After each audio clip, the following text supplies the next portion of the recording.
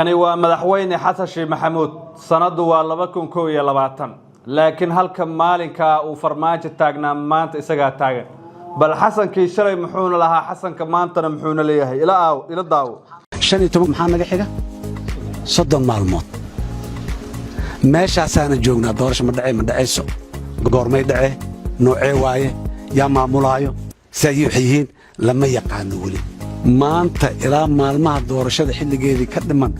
nooca doorashada ee la qaban karo hal qabto qurux dhalanteeda oo waxba ka jirin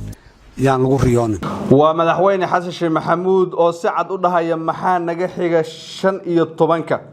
waxa naga xigta 30 maalmood oo kaliya buu leeyahay sanadu waa 2022 teendhada loo noqonayo ayuu si cad u leeyahay laakiin maanta waa 15 abriil imisa naga xigta mudaxileedka 30 maalmood waa sidii isaga shalay uu lahaa haddaba waxaan eegaynaa xasan sheekh maxamuud waa shakhsi noocee ah maxaanse ka naqaanaa madaxweynaha jamhuuriyadda 5 bilood ka hor mudaxileedka madaxweyne farmaajo September 2022 waxaa diyaarsanaa baa la yiri heshiis doorasho nidaam doorasho jadwal doorasho golo wada tashi dawlad goboleedyo xukuumad xilgaarsiin dastuur heshiis lagu yahay xilligii farmaajo 5 bilood ay u harsaneed dalka inta buu lahaa laakiin maanta oo 30 maalmood xasan sheekh ay u harsan tahay intiiba ma jirtaa leeyahay mucaaradku waxay la soo baxayaan warma afle waxayna ku ganayaan madaxweyne xasan sheekh maxamuud haddaba waxaan isla eegaynaa eedaha waaweyn ee culculus ee madaxweynaha dul hoganaya iyo waxa ka jira in mucaaradku aysan ahayn mucaaradkii hore madaxweyne xasan sheekh maxamuud waxa la leeyahay wuxuu noqonayaa nin dalkii Soomaaliya jar iyo buur ka tuuray hadii sidaana wax ku sii socdaan baa leeyahay Soomaaliya waxa laga raadin doonaa ceelka salkiis meel hoose oo gunta hoose ah oo ay adag tahay in laga soo saaro ayuu xasan sheekh wadankii ku celinaya ay leeyihiin qolyaha mucaaradka waan isla eegaynaa saaxiib soo dhaw hadii aad channel ku cusub tahay nagu soo biir halkan waxaan ku falanqeynaa wararka siyaasadda iyo soo kala dhacdooyinka caalamka oo dhan si gaar ah waxaan diiradda saarnaa arrimaha la xiriira gudaha Soomaaliya iyo sida xal loo heli karo nagala qayb qaado oo si faafi like saar siina share garee channelka subscribe soo dhaw maasata waxaan ku bilaabayaa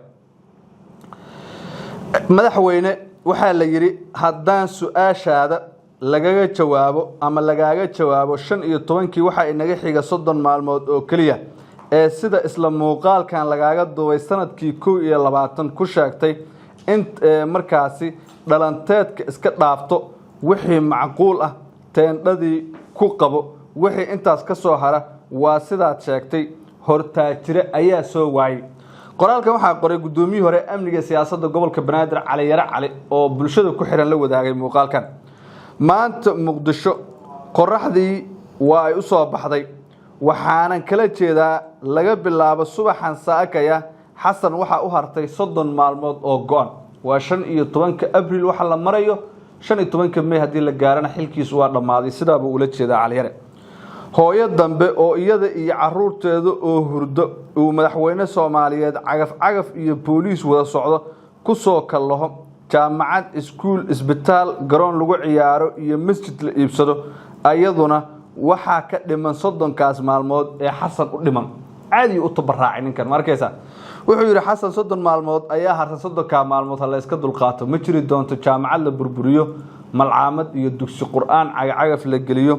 askar booliis iyo soo kale cagaf wada socdo lama arki doono isbitaal iyo garoon iyo meel kubada lagu ciyaaro iyo masaajid la iibsado 30 ka maalmood baa u hartay reer Muqdishona nafis ay heli doonaan xasan dhinacay u dhaafi doonaa ayuu leeyahay Cali Yara Cali madaxweyne xasan sheekh maxamuud xujo fur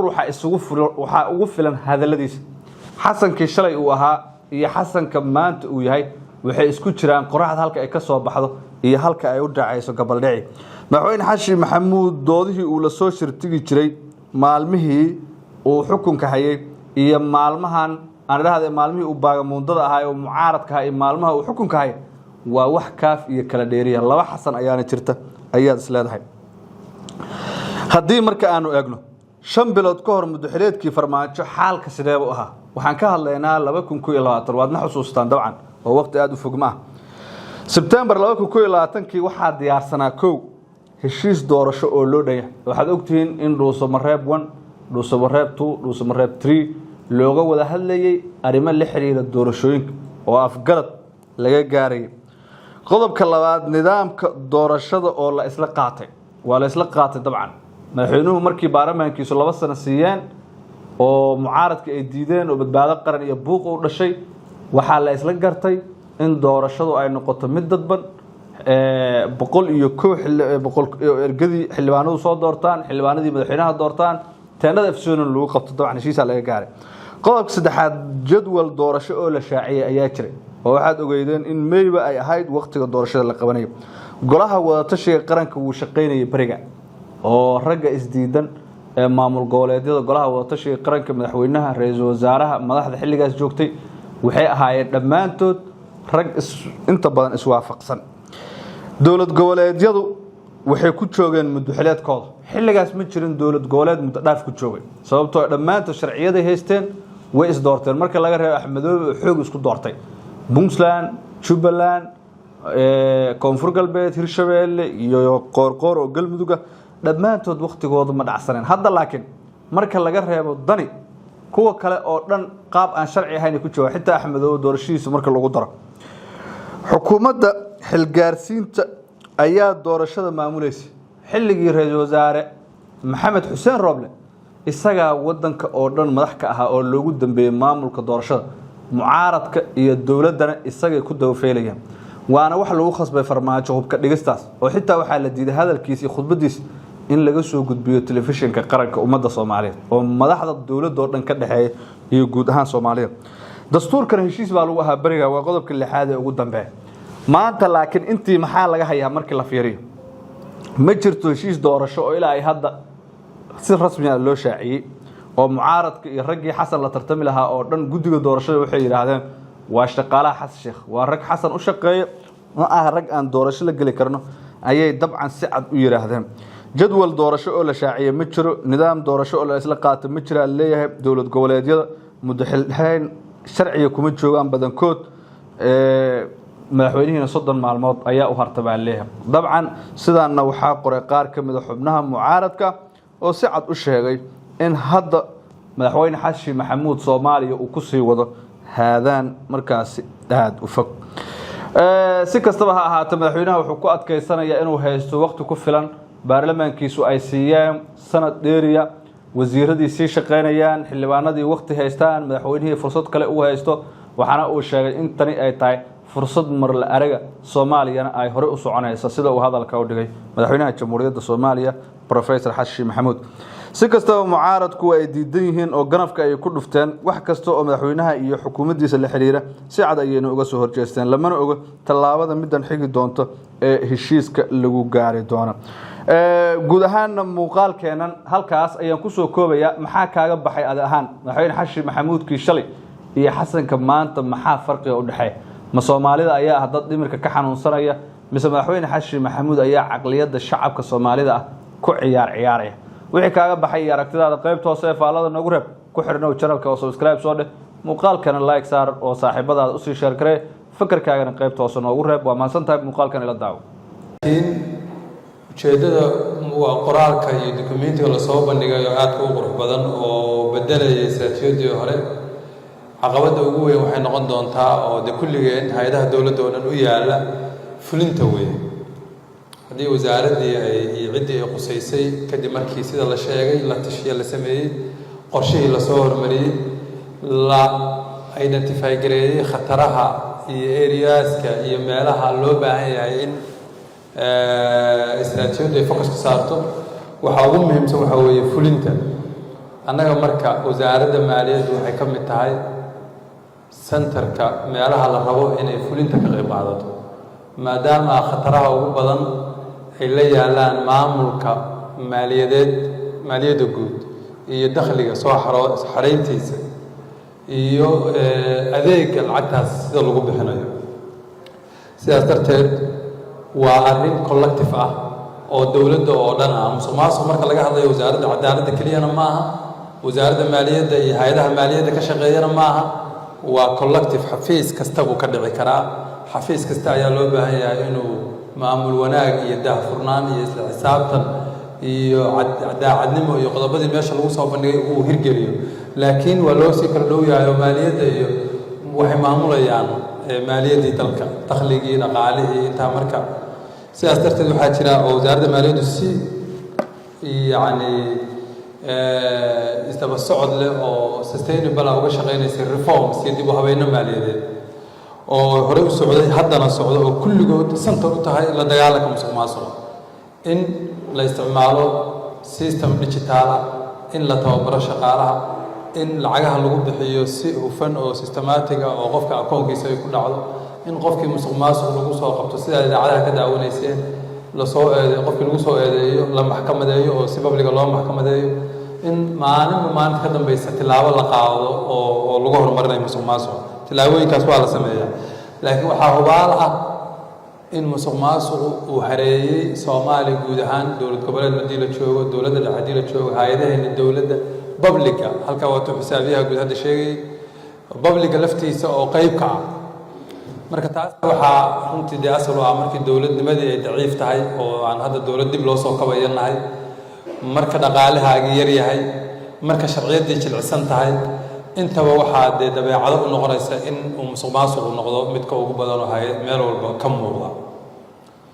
waxyaabaha si encourage gareeyaan waxaa ka mid ah qofku markuu og yahay in xafiisyadii dowladda samaynayaan oo xafiis kaloo dowladeed uu ka dhaco kuma qancayo systemkan inuu siduu u shaqaynayo ku shaqeeyo wuxuu isleeyahay raadi because aaminaadaasaa dhumaysa waxa ugu badan oo la rabo in la soo celiyana waxa weeye aaminaadda dadka weynaha shacabka iyo dowladda u dhaxaysa halka waddo ay ku soo noqon kartana waxa weeye inay dadku arkaan wax saxa oo sharciyad ku salaysan oo wasiirka ku shaqaynayo agaasimihii ku shaqaynayo oo saraakiisha dowladda oo kala duwan ay ku shaqaynayaan waxaan aaminsanahay marka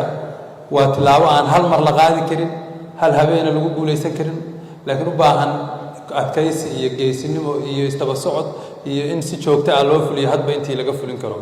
laga fuliyo hadda waxaad aragtaan Soomaaliya oo mar walba la leeyahay waa waddanka koowaad ama waddanka labaad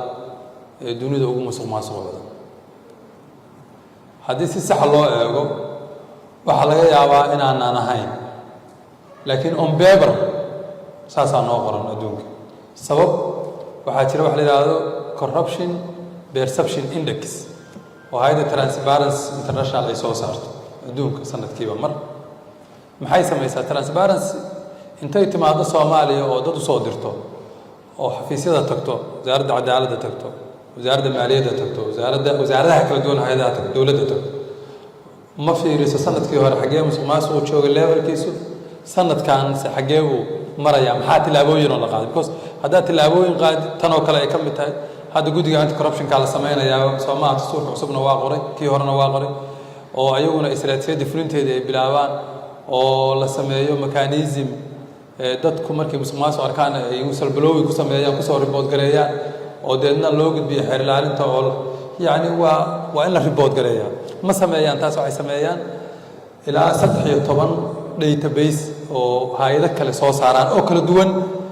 ayay warbixintooda soo qabsadaan way analyze gareeyaan system bay geliyaan systemka wuxuu ku qoran oo kala tuuraya kan category-ga maadaama kuwa kala duwan waxay isticmaalayaan secondary information deedna meeshii waa hore Soomaaliya taaliba mar labaad la dhigay wax Allah waxa siyaasad hormarisay oo golaha wasiirada geysay oo baarlamaanka geysay oo hay'adaha fulinayaan oo guddi la magacaabay oo kan oo hore u dhaqaaqay ma qiimeynayaan waana hubaal dowladisku mar walba oo soo socday tilaabooyin hore u sii qaaday aniga hadda sheegay arrinta musuqmaasuqa la dagaalankeeda waxaynu xusuusanaa sanadadii 2023 ayadoo intaasoo qof loo xiray ayadoo intaasoo qof loo bedelay ayadoo loo maxkamadeynayo waa tilaabo weyn oo hore loogu qaaday dhankaas maaragtay gaar ahaan public financial management-ga iyo sida loo maamulo marka waxaan u baahanahay wasiirka iyo wasaaraddan u yaala oo si joint ah uga wada shaqeyn loo baahan yahay perception-ka adduunku inaga haystana in sidaan u bedeli lahayn inagoo shaqooyinkan kalena aan wadno dadweynahana waxa weeye roolkooda ugu muhiimsan waxa weeye dowladda inaad leedahay door la xisaabtan doorka la xisaabtanka dee siyaabo kala duwan baa dowladda loola xisaabtamaa waxaa jira upward accountability iyo downward accountability haddii mararka qaarkood through baarlamaanka xukuumadda qabto oo la xisaabtama hanti dhowraha xisaabaadka ka mid a kuwa haddaa keliya marka ma ahan dadweynuhu waxay samayn karaan inay hay'adaha ay qusaysaan riboodada ay la wadaagaan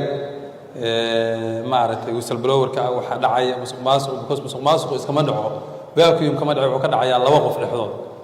wuxuu ka dhici karaa xarun dowladeed xafiis dowladeed meel transaction meel dakhli lagu ururiyo marka dadweynuhuna inaysan arrintaas ay inaga bilaabato qof walba roolka uu ku leeyahay oo uu diido oo uu la dagaalamo oo uu report gareeyo aad iyo aad baad u mahadsantihiin waxaan mar kale iyo mar labaad bogaadinayaa